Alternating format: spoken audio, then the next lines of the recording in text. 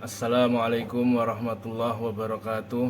Alhamdulillah, para pemirsa di mana saja berada, sore hari ini kita akan datang ke satu jamaah masturah yang sedang bergerak 3 hari. Jamaah ibu-ibu yang belajar agama, belajar menghidupkan daripada sunnah-sunnah Rasulullah SAW. Kita akan buat pengajian di sana. Jangan lupa dukung selalu channel ini dengan subscribe, share, like, and comment. Semoga bermanfaat. Mari kita saksikan. A'udzubillahi minasyaitonirrajim. Bismillahirrahmanirrahim. Innal hamdalillah nahmaduhu wa nasta'inuhu wa nastaghfiruh wa nu'minu bihi wa natawakkalu alaihi wa na'udzu billahi min sururi anfusina wa min sayyiati a'malina may yahdihillahu fala mudhillalah wa may yudlil fala hadiyalah. Asyhadu an la ilaha illallah wahdahu la syarikalah wa asyhadu anna sayyidana wa maulana Muhammadan abduhu wa rasuluhu la nabiyya ba'dah. Sallallahu alaihi wa ala alihi wa sahbihi wa sallama tasliman katsiran amma ba'd. Qala Allah ta'ala fi kitabihil karim. A'udzu billahi minasyaitonir rajim. Bismillahirrahmanirrahim. Ya ayyuhan nas, inna khalaqnakum min dzakari wa unsa wa ja'alnakum syu'uban wa qabaila lita'arafu. Inna akramakum indallahi atqakum. Al-ayah. Wa qala Rasulullah sallallahu alaihi wasallam, kullu ummati yadkhulunal jannah illa man aba. Qila wa may yaba ya Rasulullah? Qala man ata'ani dakhalal jannah wa man asani faqad aba. Al-hadis. Bapak-bapak, ibu-ibu yang sama-sama mengharap ridha Allah Subhanahu wa taala. Perkara paling penting di dunia ini adalah perkara iman. Apabila sesuatu ini tidak ada iman, maka tidak ada nilainya sama sekali. Jadi yang dimaksudkan Allah Subhanahu wa taala, Allah Subhanahu wa taala menurunkan ribuan para nabi.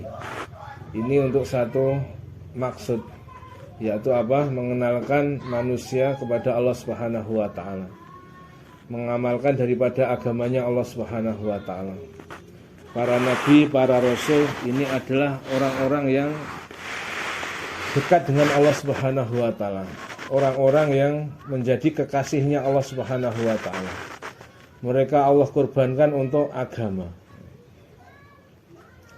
Maka seseorang ini, ketika dia ini dekat dengan Allah Subhanahu wa taala, maka akan diberi daripada cobaan-cobaan yang berat. Berbeda dengan orang-orang yang jauh daripada Allah Subhanahu wa taala. Dulu ketika zaman Nabi, sahabat-sahabat yang dekat dengan Nabi ini dikirim malah jauh-jauh.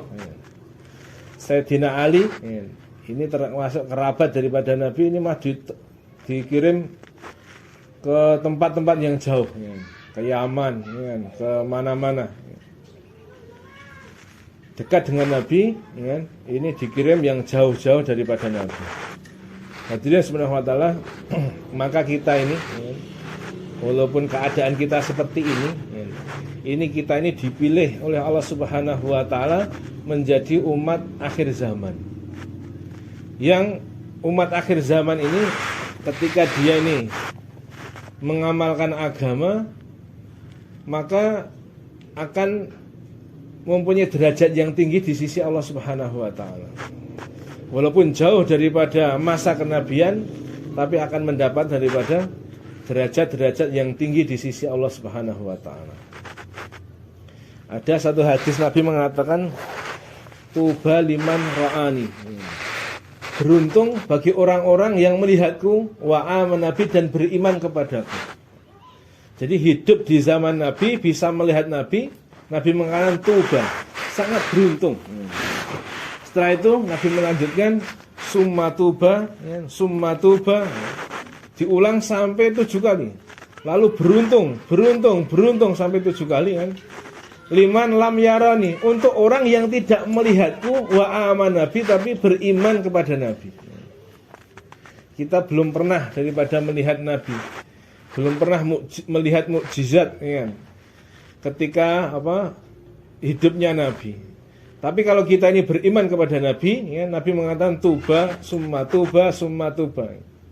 Diulang sampai 7 kali. Kita ini sangat beruntung dan beruntung, ya. Orang-orang yang tidak melihat Nabi tapi beriman kepada Nabi. Apalagi ya, di antara kita ada yang meneruskan daripada perjuangan Nabi.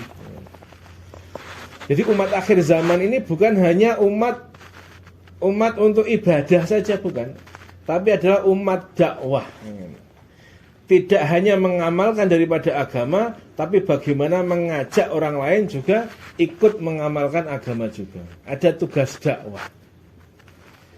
Dikatakan oleh ulama, seluruh para nabi ini minta dijadikan nabi akhir zaman. Tapi enggak dikabulkan. Terus meminta menjadi umat akhir zaman. Ini pun enggak dikabulkan kecuali seorang nabi saja. Dia adalah Nabi Isa alaihissalam. Nabi Isa yang di akhir zaman nanti akan diturunkan oleh Allah Subhanahu wa taala. Ini bukan sebagai nabi tapi sebagai umat yang ada kewajiban untuk dakwah juga.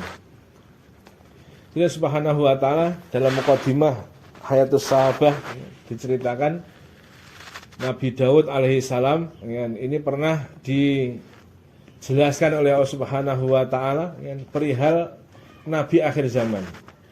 Wahai Daud, saya akan utus seorang nabi akhir zaman. Nabi yang sangat kasih sayang kepada umat, nabi yang begitu cinta kepada umatnya, sehingga dia rela untuk dilempari batu, rela disakiti oleh umatnya, supaya umatnya ini mau beriman. Maka inilah yang terjadi pada nabi kita. Hari-hari nabi ini datangi umat. Ya ayuhan nas qulu la ilaha illallah tuflihu. Wahai manusia, ucapkan la ilaha illallah, kalian akan berjaya. Maka ketika nabi ini dakwah, nabi mengajak manusia seperti itu, maka orang-orang Arab ketika itu melihat sekelilingnya ada batu lemparkan, ada pasir taburkan, tengok nggak ada pasir, nggak ada batu, ada kotoran unta dilemparkan, nggak ada apa-apa, diludahi, dicaci maki seperti itu. Tapi bagaimana sikap Nabi ketika itu? Nabi katakan Allahumma ighfir li ummati. Ya Allah ampuni umatku, fa innahum la ya'lamun. Mereka belum mengetahui. Allahumma hdi ummati. Ya Allah berikan hidayah kepada umatku. Fa innahum la ya'lamun. Mereka tidak mengetahui. Begitu kasih sayangnya Nabi kepada kita. Dia demikian Allah Subhanahu wa taala, maka setelah mendengar daripada keutamaan Nabi akhir zaman, maka Nabi Daud pun meminta kepada Allah untuk dijadikan Nabi akhir zaman. Maka Allah Subhanahu wa taala mengatakan, "Wahai Daud, sudah aku siapkan orangnya." Setelah itu Allah Subhanahu wa taala ceritakan daripada perihal umatnya. Kalau nabinya itu adalah sebaik-baik nabi, maka umatnya pun juga sama, sebaik-baik umat. Kuntum khaira ummah. Kalian adalah sebaik-baik umat.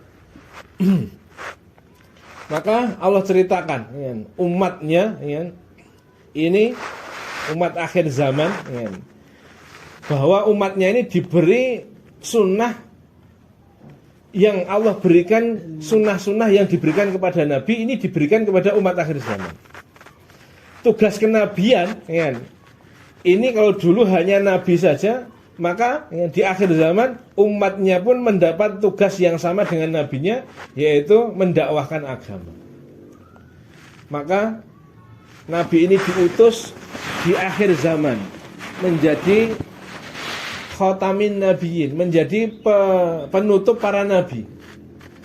Maka kalau dulu seorang nabi diutus kepada satu umat, umatnya menjadi baik, nabinya meninggal dunia, maka umatnya menjadi rusak, nggak ada dakwah, maka Allah akan turunkan nabi lagi, sehingga nabi itu akan memperbaiki daripada umatnya menjadi baik lagi. Satu nabinya meninggal dunia, maka umat menjadi rusak lagi, Allah turunkan nabi lagi. Tapi sekarang ini umat rusak kayak apa ya, Allah tidak akan turunkan nabi lagi. Karena sudah terakhir, nggak ada nabi lagi yang diturunkan. Maka tugas dakwah ini ada dibebankan kepada umatnya. Maka ketika haji wada, haji pamitan, seluruh sahabat kumpul, ada 124.000 para sahabat kumpul ketika itu. Maka Nabi berpesan kepada mereka, ya kan, fal yuballigh minkumus syahid al-ghaib. Hendaklah ya, yang hadir saat ini menyampaikan kepada yang tidak hadir. Maka setelah itu ulama katakan dibuatlah rombongan-rombongan menyebar ke seluruh alam. Ada yang sampai ke India. Ada seorang yang namanya. Ya, demikian video kali ini. Semoga menambah wawasan keagamaan kita, menambah keyakinan kita, menambah kekuatan keimanan kita, sehingga kita setiap hari tambah bertambah daripada kualitas iman kita, kualitas amal kita. Demikian, wabillahi taufiq wal hidayah. Assalamualaikum warahmatullahi wabarakatuh.